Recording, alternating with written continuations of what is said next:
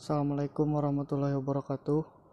Perkenalkan, nama saya Muhammad Alfarizi Prasetya dari Prodi Geografi Universitas Lambung Mangkurat dengan NIM 20104163100022. Di sini saya akan menjelaskan tentang sifat kimia dan fisika air untuk menyelesaikan tugas oceanografi.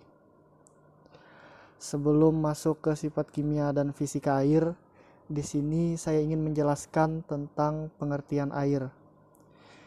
Air adalah suatu zat cair yang tidak mempunyai rasa, bau, dan warna, dan terdiri dari hidrogen dan oksigen dengan rumus kimia H2O. Karena air mempunyai sifat yang hampir bisa digunakan untuk apa saja, maka air merupakan zat yang paling penting bagi semua bentuk kehidupan, baik itu tumbuhan, hewan, dan manusia. Sampai saat ini selain matahari yang merupakan sumber energi. Air dapat berupa air tawar dan air asin atau air laut yang merupakan bagian terbesar di bumi ini.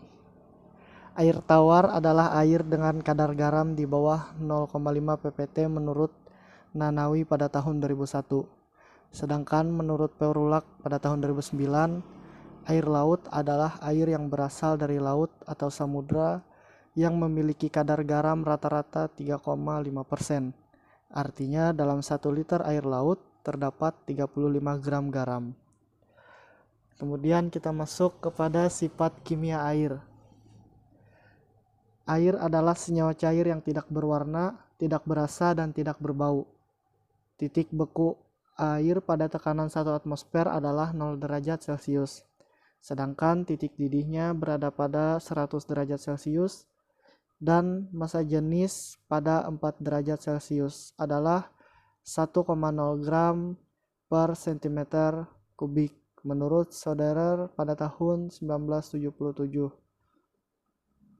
Ukuran satu molekul air sangat kecil, umumnya bergaris tengah sekitar 3 ampere atau 0,3 nanometer atau 3 dikali 10-8 cm.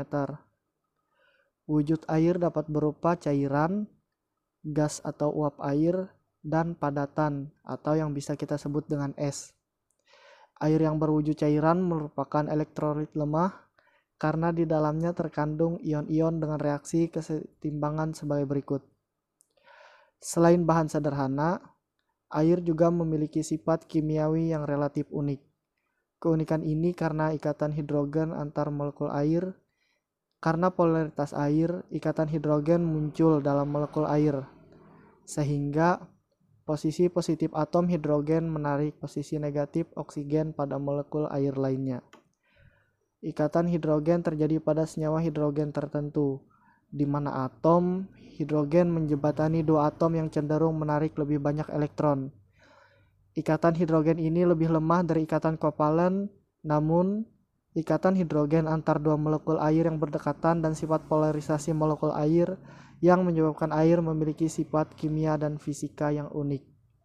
Menurut Whitfield pada tahun 1975. Kemudian, es adalah bentuk padat dari air dan terdiri dari jaringan terbuka molekul H2O yang terikat oleh ikatan hidrogen.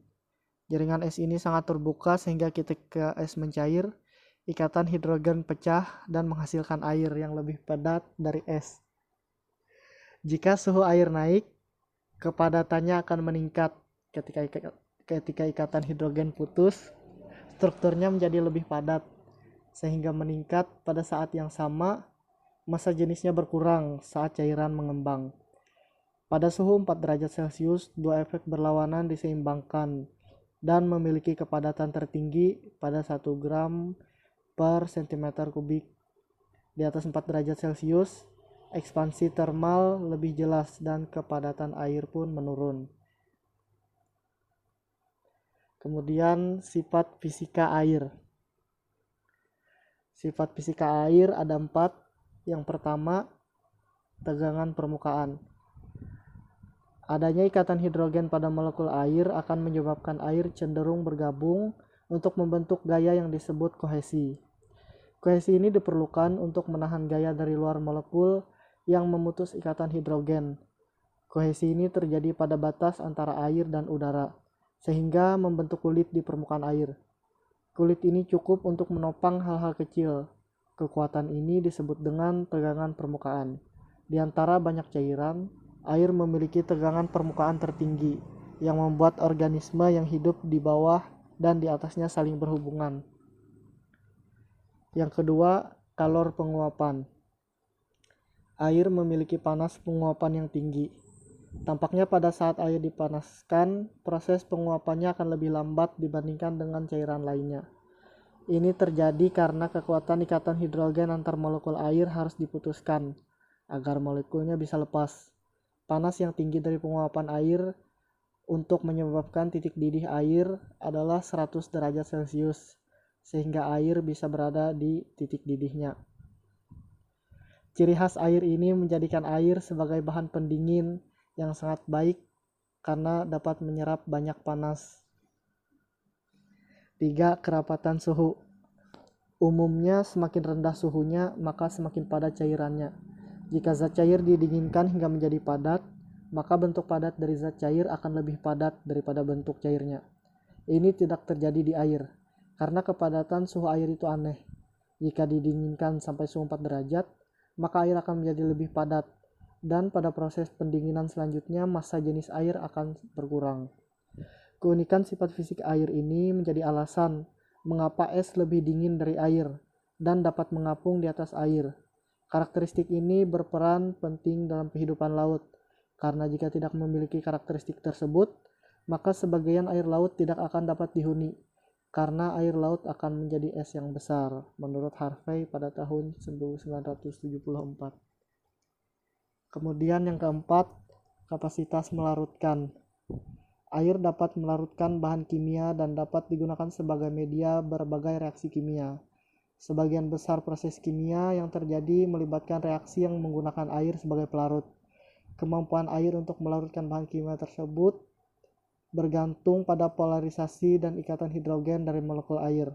Sebagai pelarut polar, air juga dapat melarutkan berbagai garam, bergantung pada interaksi antara ion garam dan muatan yang dibawa oleh molekul air. Kesimpulan daripada sifat kimia dan sifat fisika air adalah: sifat kimia. 1 molekul air terdiri atas 2 atom hidrogen yang berikatan kovalen dengan oksigen. 2. Air memiliki efek netral terhadap lakmus seperti saat ia terionisasi, karena pH air murni adalah 7 atau bersifat netral. Ketiga, air tidak akan terurai menjadi unsur pembentuknya, yaitu hidrogen dan oksigen, di bawah kondisi normal.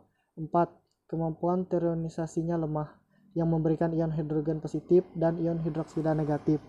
Kemudian sifat fisika air. Yang pertama, tidak berbau, tidak berwarna, dan tidak berasa. 2. Jumlah zat padat yang terlarut mencapai 1000 mg per liter.